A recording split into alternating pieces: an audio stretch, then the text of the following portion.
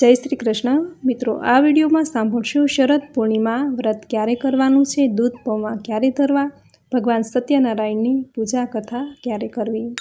તો મિત્રો, પૂર્ણિમાની તિથિ શરૂ થાય છે તારીખ 16 ઓક્ટોબર બુધવારે રાત્રે 8 કલાક 41 મિનિટે।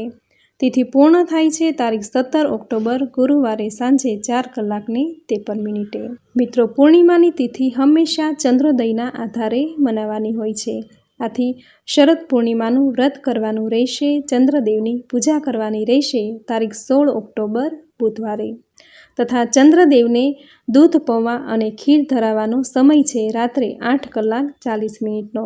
આમ દૂધ પૌવા તથા ખીર ધરાવવાની રહેશે તારીખ 16 ઓક્ટોબર બુધવારે, તથા પૂર્ણિમાની તિથિ 2 દિવસ રહેવાની છે। આથી જો તમારે પૂર્ણિમાનું વ્રત કરવાનું હોય તથા સત્યનારાયણ ભગવાનની પૂજા કરવાની હોય તો તે 17 ઓક્ટોબર ગુરુવારે કરવાની રહેશે। મિત્રો, કહેવાય છે કે શરદ પૂર્ણિમાની રાત્રે ચંદ્રદેવ તેની 16 કળાએથી ઘેરેલા હોય છે। આથી આ દિવસે ચંદ્ર ધરતી ઉપર અમૃતની વર્ષા વરસાવે છે, તથા આ દિવસે ચંદ્રના કિરણોમાં ઔષધીય ગુણ રહેલા હોય છે, જે શીતળતા પ્રદાન કરે છે। તથા કહેવાય છે કે આ દિવસે સમુદ્રમાંથી માતા લક્ષ્મી પ્રગટ થયા હતા। આથી આ દિવસે જે વ્યક્તિ મા લક્ષ્મીની પૂજા કરે છે તેના જીવનમાં ધન ધાન્યની ક્યારેય કમી નથી રહેતી। આ દિવસે વ્રત રાખવાથી, માતા લક્ષ્મીની પૂજા કરવાથી વ્યક્તિ સુખ સમૃદ્ધિને પ્રાપ્ત કરે છે। તો મિત્રો, આ હતું શરદ પૂર્ણિમાનું વ્રત ક્યારે કરવાનું છે, ચંદ્રદેવની પૂજા ક્યારે કરવાની છે, દૂધ પૌવા ક્યારે ધરવાના છે। હવે સાંભળશું શરદ પૂર્ણિમાનું મહાત્મ્ય, આ દિવસે કરવાના કાર્યો અને ઉપાયો। આ દિવસે મા લક્ષ્મીનો જન્મ થયો હતો, આથી આ દિવસે માતા લક્ષ્મીની પૂજા કરવી, શ્રી સૂક્ત અને લક્ષ્મી સ્તોત્રનો પાઠ કરી યજ્ઞ આદિ કરવાથી મા લક્ષ્મી અતિ પ્રસન્ન થાય છે। મા લક્ષ્મીને ખીર અતિ પ્રિય છે, આથી આ દિવસે શરદ પૂનમની શીતળ ચાંદનીમાં મૂકેલા ખીર અથવા દૂધ પૌવા કે પછી સાકર મા લક્ષ્મીને ધરાવવામાં આવે છે, જેથી ધન ધાન્ય, માન પ્રતિષ્ઠા, સુખ સમૃદ્ધિ, ઐશ્વર્ય વગેરે તમામ સુખ મા લક્ષ્મી આપણને પ્રદાન કરે છે। શરદ પૂર્ણિમા એ ઉત્તમ તિથિ છે। આ દિવસ ખૂબ જ શુભ અને સકારાત્મક ઉર્જાવાળો હોય છે। ધન પ્રાપ્તિ માટે આ તિથિ ખૂબ ઉત્તમ ગણાય છે। આ પૂર્ણિમાને કોજાગરી પૂર્ણિમા પણ કહેવાય છે। જ્યોતિષશાસ્ત્રમાં કહ્યું છે કે આ રાત્રે ચંદ્ર 16 કળાઓથી પરિપૂર્ણ થાય છે। ચંદ્રમાંથી નીકળતા કિરણો અમૃત સમાન માનવામાં આવે છે। એક એવી પણ માન્યતા છે કે શરદ પૂનમની રાત્રે આકાશમાંથી અમૃત વરસે છે। શરદ પૂર્ણિમાની રાત્રે માતા લક્ષ્મી પૃથ્વી પર ભ્રમણ કરવા નીકળે છે અને જોવે છે કે કોણ જાગે છે અને મારી પૂજા કરે છે।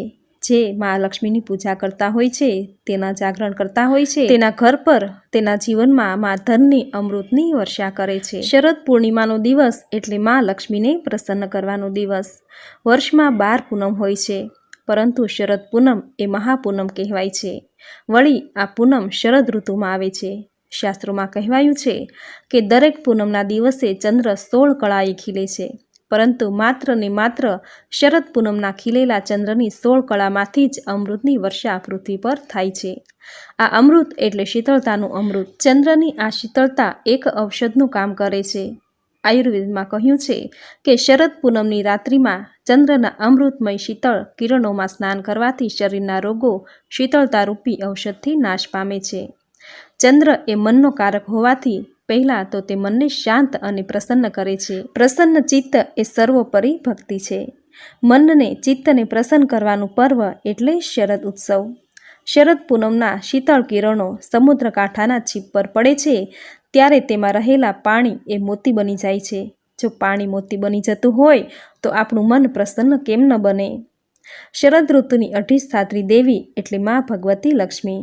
શરદ પૂનમની અમૃત વરસાવતી શીતળ ચાંદની રાત્રિએ માતા લક્ષ્મી વિષ્ણુ સાથે વિહાર કરવા નીકળે છે અને જોવે છે કે કોણ મારી પૂજા અર્ચના કરે છે, કોણ જાગે છે, કોણ મારું જાગરણ કરે છે। જે માની પૂજા અર્ચના કરતા હોય, જે જાગરણ કરતા હોય તેના પર મા ધનની વર્ષા કરે છે, તેના ઘરને ધન ધાન્ય, સુખ સમૃદ્ધિ, ઐશ્વર્યથી ભરી દે છે। આથી શરદ પૂનમની રાત્રિએ માતા લક્ષ્મીનું પૂજન અનુષ્ઠાન જરૂર કરવું જોઈએ। માતા લક્ષ્મીની ષોડશોપચાર પૂજા કરવાથી વિહાર કરવા નીકળેલા માતા લક્ષ્મી પ્રસન્ન થાય છે અને ભગવાન શ્રી હરિ વિષ્ણુ સાથે આપણા ઘરમાં કાયમી નિવાસ કરે છે। માતા લક્ષ્મીને આ દિવસે નૈવેદ્ય રૂપે ખીર અર્પણ કરવામાં આવે છે. આ ખીરમાં શરદ પૂનમના શીતળ ચંદ્ર કિરણોનો સ્પર્શ થયેલો હોવો જોઈએ. આથી જ શરદ પૂનમની રાત્રે આપણે ત્યાં ખીર અથવા તો દૂધ પૌવા બનાવી અગાસીમાં મૂકીએ છીએ. આ દૂધ પૌવા કે ખીર પર ચંદ્રના શીતળ કિરણો પડતા જ એ ખીર એક ઔષધિ બની જાય છે, જેનો પ્રસાદ રૂપે ગ્રહણ કરવાથી માનસિક અને શારીરિક રોગો નાશ પામે છે.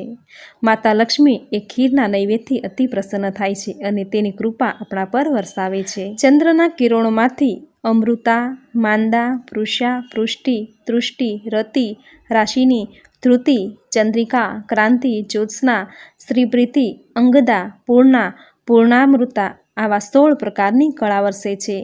ચંદ્રની આ 16 કળાને શાસ્ત્રોમાં 16 પ્રકારની અલૌકિક શક્તિઓ કહી છે. આ અલૌકિક શક્તિ જેના પર પડે છે તે એક અમૃત ઔષધિ બની જાય છે.